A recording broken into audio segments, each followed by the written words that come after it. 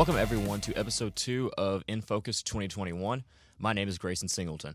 Coming up on today's show, we'll talk about the racial disparities within the NFL head coaching ranks and why that situation is getting worse. I'll also discuss championship weekend and share my thoughts on the first time I've seen Oklahoma State basketball in Gallagher-Iba Arena. But first, let's kick off the show with another installment of What the Heck Happened Last Week. And we start in the NFL, and Super Bowl 55 is set.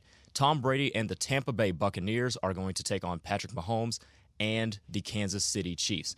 The Chiefs are looking to become the first NFL team to win back-to-back Super Bowls since 2004, when a young Tom Brady led the New England Patriots to that mark. Speaking of Brady, Brady will be going for Super Bowl number 7 to add to his historic and unprecedented legacy. This Super Bowl appearance will be Brady's 10th, tying him with Charles Haley, the legendary defensive end, for the most for one player.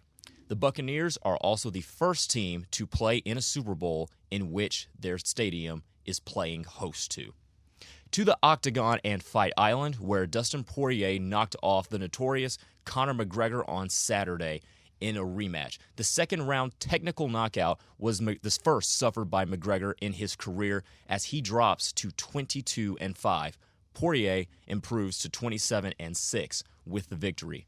The fight is the latest installment of the demise of Conor McGregor, perhaps one of the biggest UFC names and one of their greatest fighters of all time.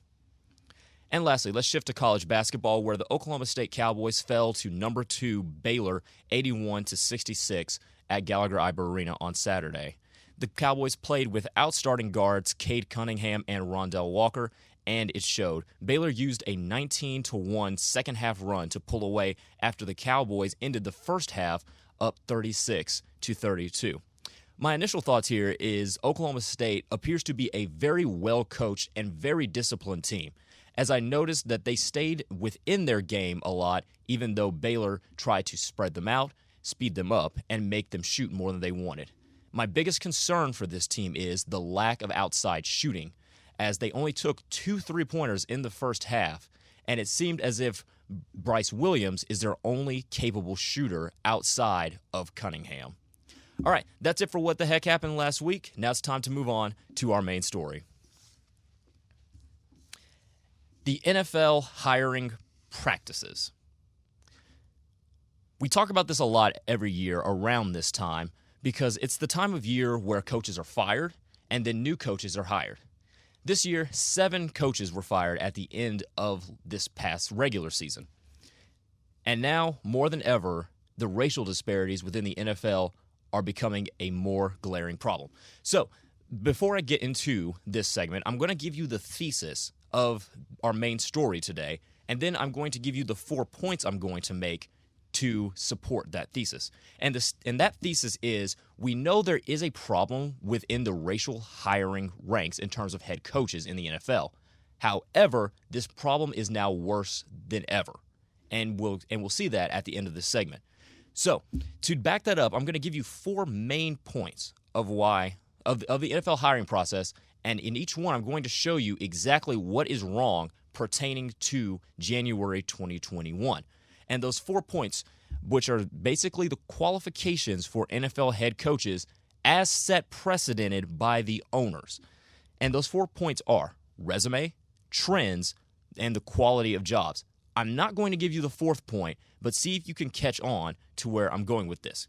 Keep in mind that while we're talking about this subject, there are 4 minority coaches in the NFL right now. 4 out of the 32. That's 1/8 of the league. And those 4 coaches are Mike Tomlin and Brian Flores in Pittsburgh and Miami, respectively, who are black, Ron Rivera, who is Hispanic, and Robert Saleh, who was just hired to be the New York Jets coach, who is of Arabian descent. So our first point is resume. Throughout my lifetime, as I've studied coaching hires, resume has always mattered in the NFL. What it used to be is that you would work your way up, sometimes from the college ranks, sometimes in a low-level NFL job, and you would work your way to being a coordinator, sometimes a quality control coach, and then have the opportunity to prove yourself as a head coach in the NFL.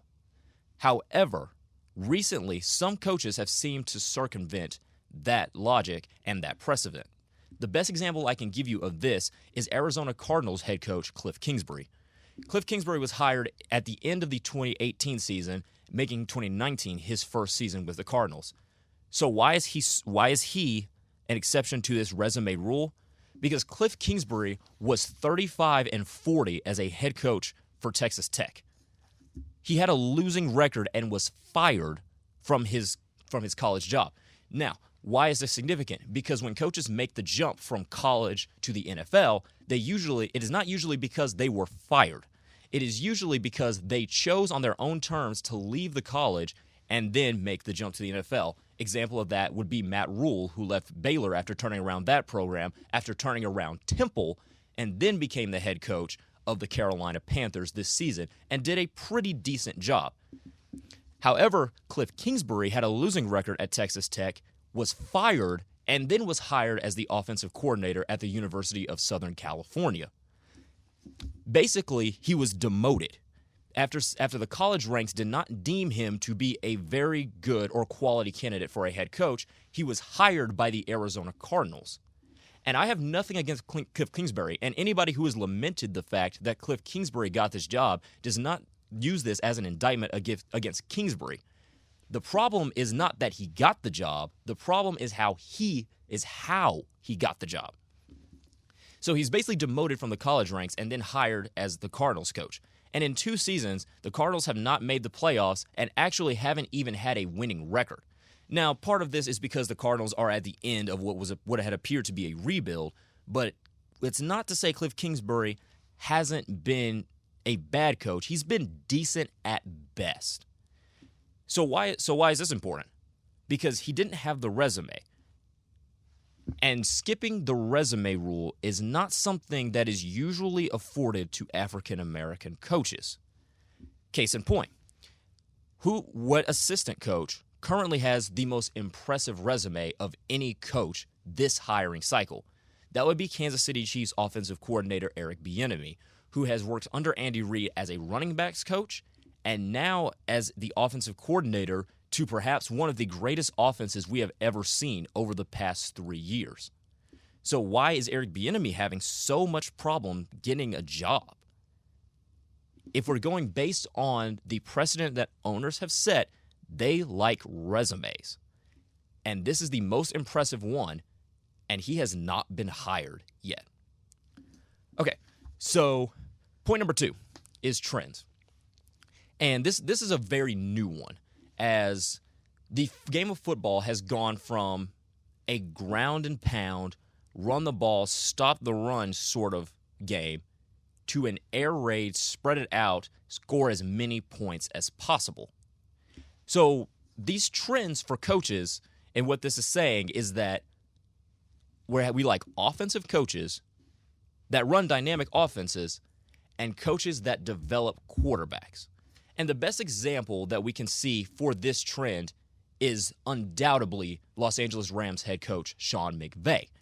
McVay was hired by the Rams in 2017 to replace longtime coach Jeff Fisher, who was an absolute monstrosity as the St. Louis Rams coach. So when they moved to LA, they took a new coach with them. Sean McVay basically turned around the Rams overnight, taking them to the Super Bowl at the end of the 2018 season, and is largely credited for the development of quarterback Jared Goff, who looked like an absolute bust under Fisher.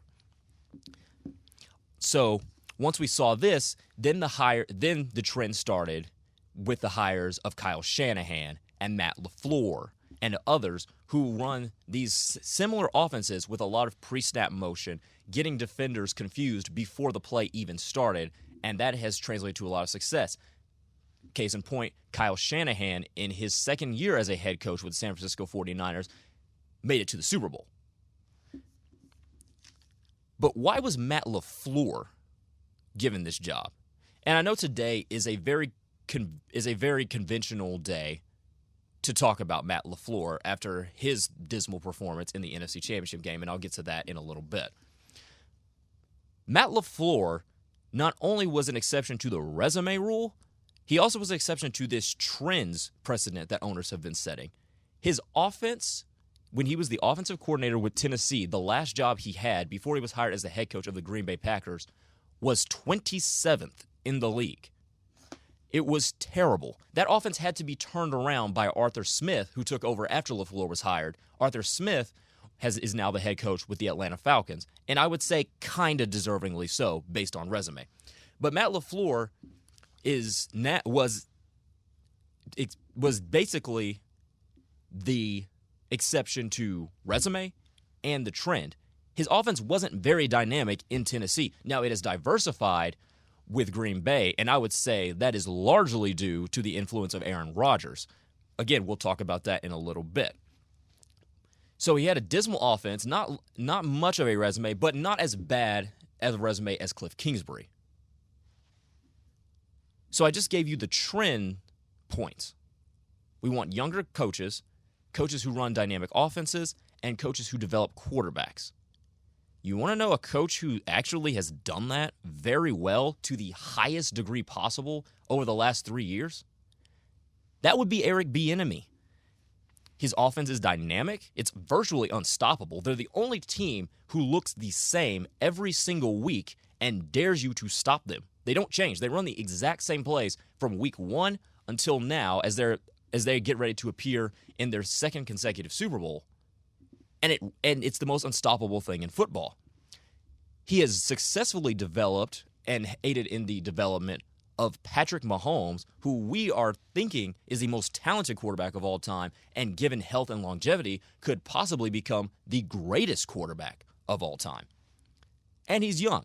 He's no older than his mid-40s. He has a great offensive background as he played running back at the University of Colorado and has learned under Andy Reid, one of the greatest offensive minds to ever to ever grace the sidelines.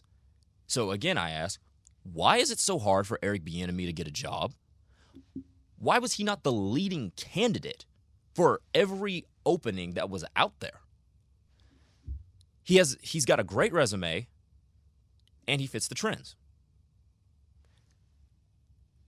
The third part of this situation is the jobs. And when I say jobs, I mean quality of jobs. And this is where it pertains particularly to African Americans and minorities that try to go for head coaching jobs. And it's this simple. African American coaches usually receive the most interest for the jobs that are least desirable. There's no debate here. This is hands down proven. This has been proven. And the example I can give you of this one is Steve Wilks with Arizona. Arizona was a dumpster fire. Their owner was under investigation. Their general manager was in trouble for a DUI. The team stunk. There was no talent. And they hired Steve Wilks as the head coach. Now, I'm not blaming Steve Wilks for taking that job. If you can be one of the 32 head coaches in the NFL, you take the job. But he was set up to fail, and sure enough, the Cardinals were the worst team in football, and Steve Wilks was out of there in one season. He was replaced by the aforementioned Cliff Kingsbury, who hasn't really done much better, with a much more talented roster. Hugh Jackson with Cleveland in 2016 was also an example of this. There was no quarterback, the front office was in shambles, and there, again, was no talent on the team. So really nothing for Hugh Jackson to work with. And as we see, Jackson failed in 2 seasons, only winning 1 game. He was 1-31 during his time in Cleveland, including the second 0-16 season in NFL history. One coach did buck this trend, though, and that was Brian Flores down in Miami, who I mentioned as one of the only 4 minority coaches in the NFL at the moment. Brian Flores was given the job in Miami when, again, Miami was terrible coming into last season, the 2019 season. On paper, this looked like the worst roster we had ever seen on a football field. And we were starting to be proven right. The Dolphins started, I believe it was 0-7 or 0-8, and then finished the season 6-10. They went 6-2, if I remember correctly, to finish third in their division, rather. And then people realized Brian Flores can actually galvanize players around him and around a common goal, and those players played hard that season. He got exponentially more than what any of us could have ever hoped for with that Miami Dolphins team.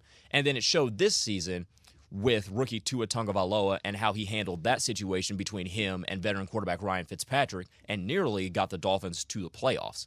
And I believe they finished 9-7 or 10-6. What is the least desirable job right now as we're talking about undesirable jobs that minorities are typically given? The least desirable job right now is by far and away what we talked about last week, the Houston Texans. And guess who the leading candidate for the Houston Texans job is, according to reports that came out this weekend? That would be Eric Bieniemy. The best coaching candidate during this hiring cycle is only being heavily considered for the least desirable job. And if that does not scream absolute garbage and absolute mockery of a hiring process, I don't know what does. Like, this is crazy. And last week I said that if I were Eric Bieniemy, I would not take that job because this is ownership who has no real connection to the players. A GM who probably should not be there right now. I don't even think he's qualified. You have a quarterback that wants to leave. Your other star is disgruntled, and you've traded away every other star that you've ever had in the last 3 years. So if I were Eric Bieniemy, I wouldn't even take that job. And right now, and I'll get to this in a little bit, I would rather Eric Bieniemy stay in Kansas City, to be quite honest with you. I would rather him do that. And that leads us to our fourth point, which, if you've been paying attention, may not come as a surprise to you. The fourth point is Eric Bieniemy himself, the Kansas City Chiefs offensive coordinator. He fits every qualification for a 2021 NFL coach. He's got an impressive resume. He has the most impressive resume of any coaching candidate this hiring cycle. He fits the trend of a dynamic offensive coach that runs a dynamic offense and can develop quarterbacks. And he's young.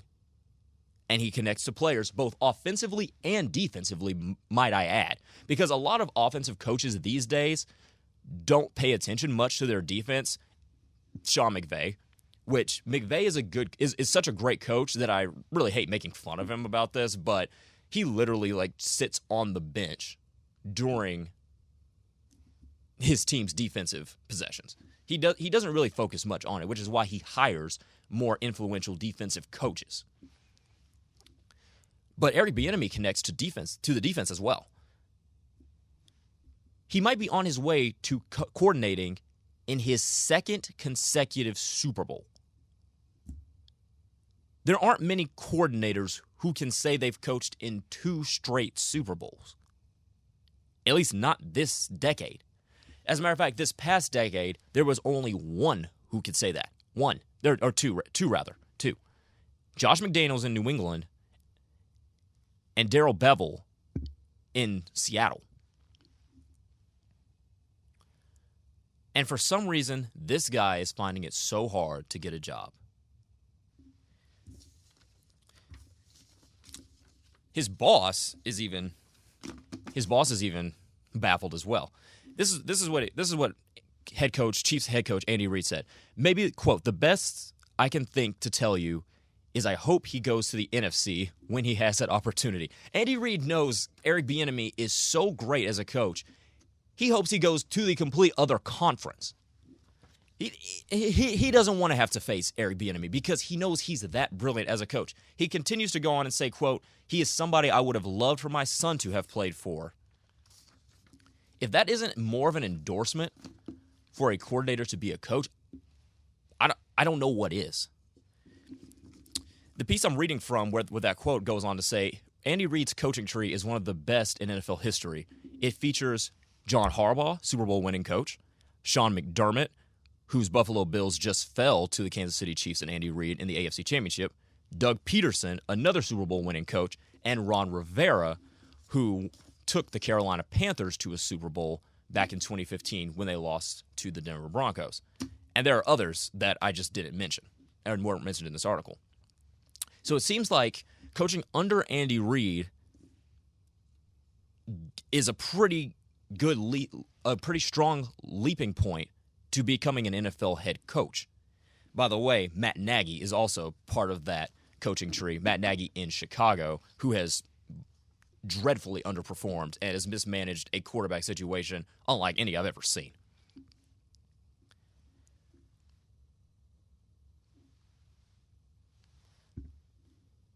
The real problem here is with the owners. Because the NFL has tried to institute policies, incentives, and other measures to try to diversify their head coaching ranks. But none of it has worked. The Rooney Rule is too easy to circumvent because under that Rooney Rule, you're only required to interview an African American or a minority, is what the rule really states, a minority for a head coaching position. You're required to just give them an interview. And usually what has been reported is that those interviews are just mockeries. They're just there to satisfy a requirement. And the NFL can try to care about this as much as they want. Roger Goodell can try to do whatever is in Roger Goodell's power as commissioner to try to fix this problem. Players can lobby for African Americans to get jobs.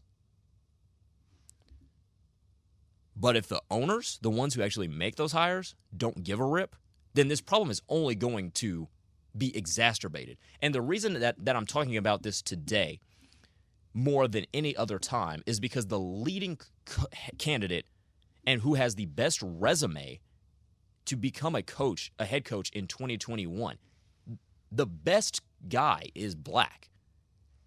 And we are going into Super Bowl weekend, or the pre-Super Bowl weekend rather, and he doesn't have a job. He is the leading candidate for a job that he should not take. And that's all he has right now. And that's why I said at the beginning, and that's why the thesis of this segment was, this problem is only getting worse.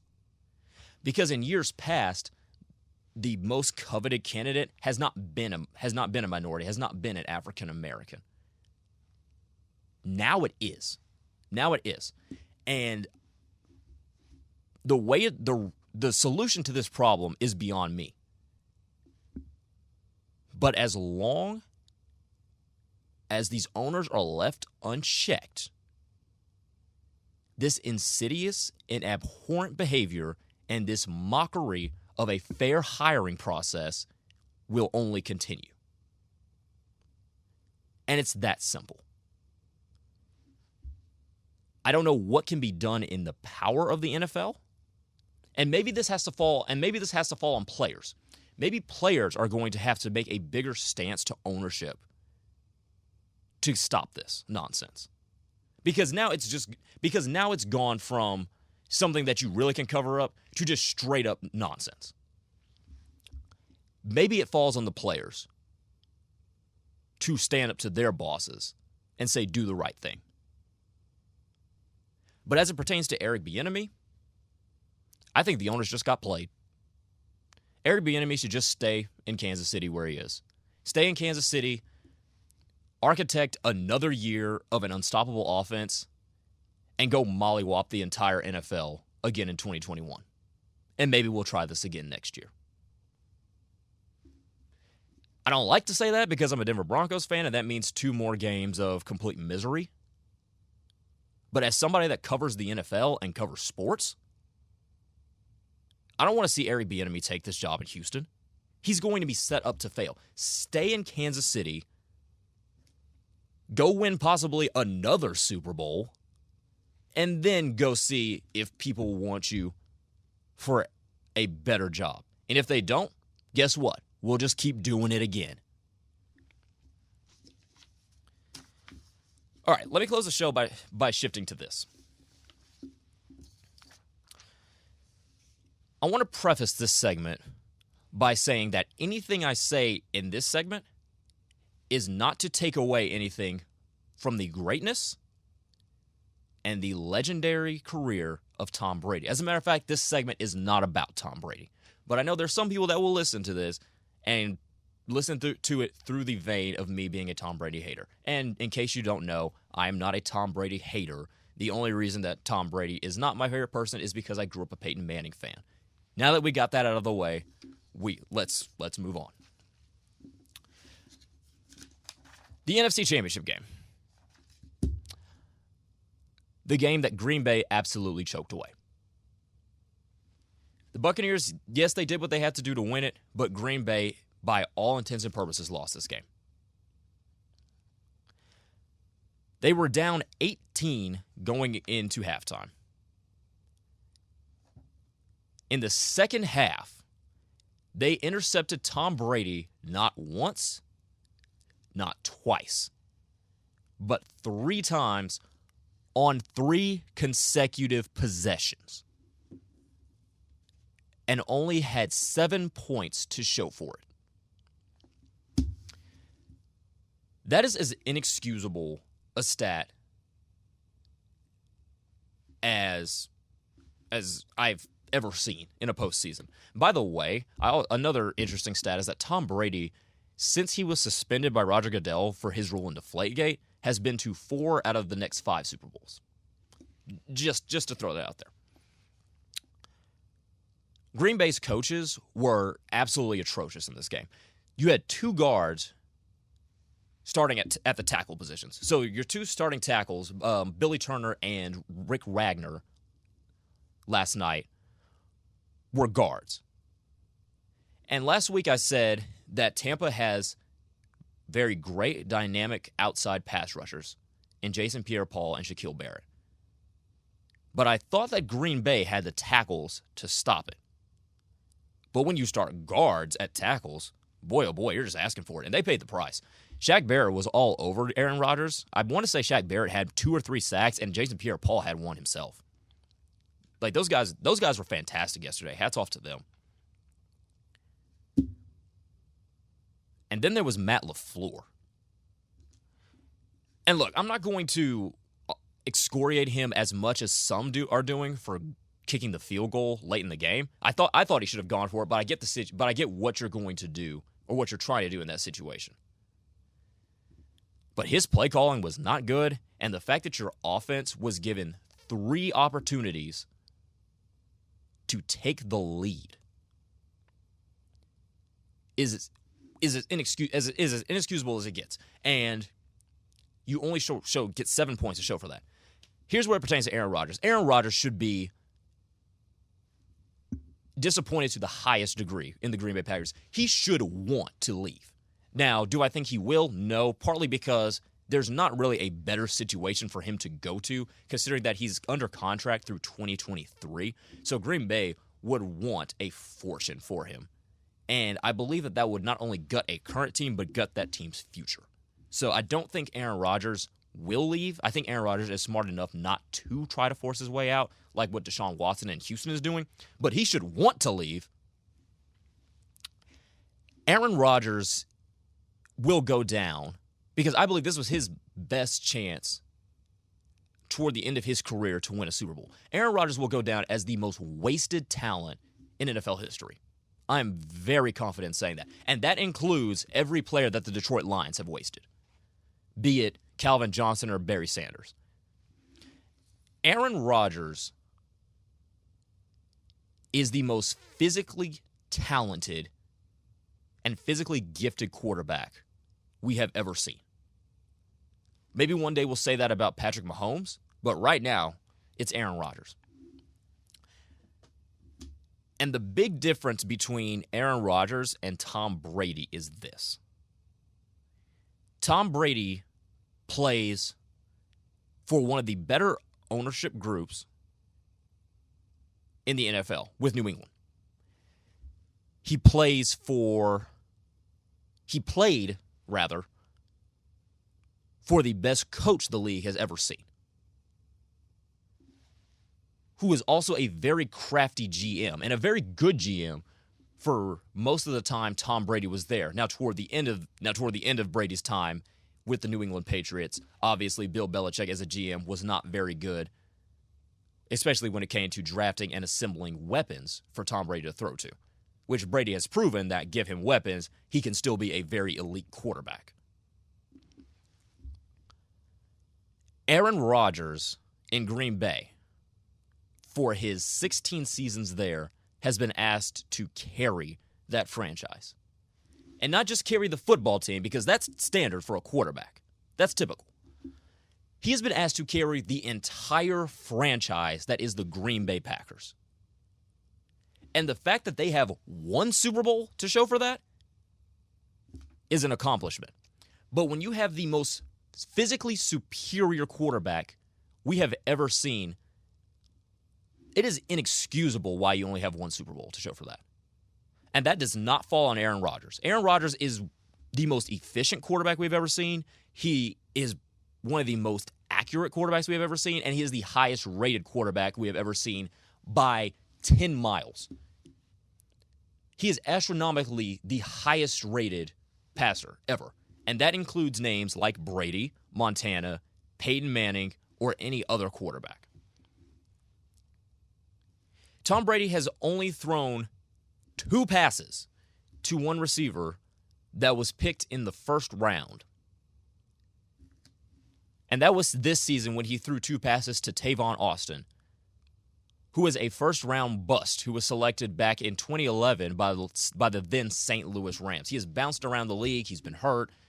And he was basically signed off the streets by Green Bay. That's the only time he has ever thrown to a wide receiver that was picked in the first round. And then while he's still playing great football, with the chance to draft another receiver that could help bolster his receiving core opposite Devontae Adams in the first round, the Packers trade with the New Orleans Saints to draft his successor, Jordan Love.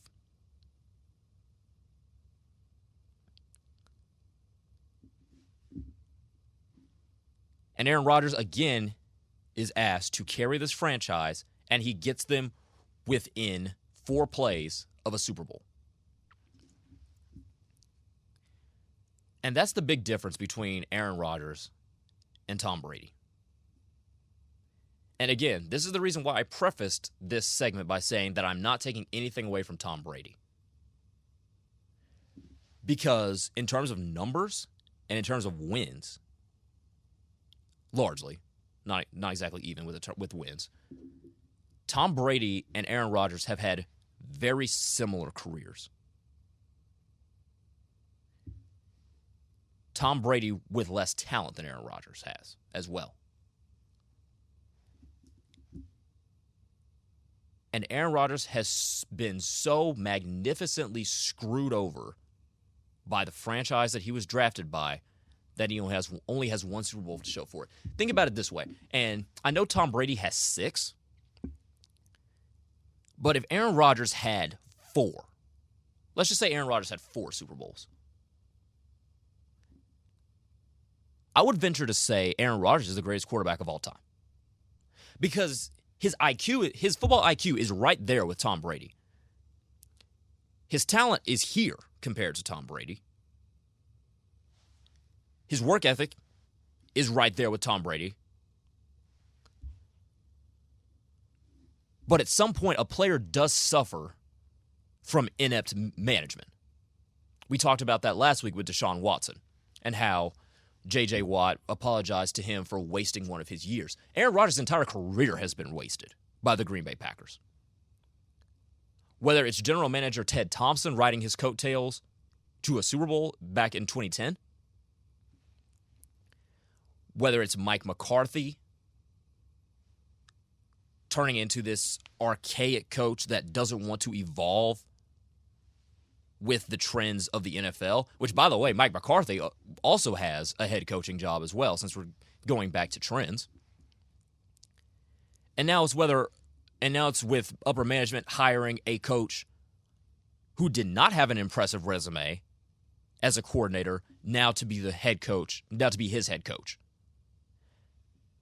And I think it's undeniable that Matt LaFleur, after that choke job performance in the NFC Championship game, has ridden Aaron Rodgers' coattails to 2 consecutive NFC Championship game appearances. And then when you get to the playoffs, if your coaching is subpar, then everything can fall flat on its face.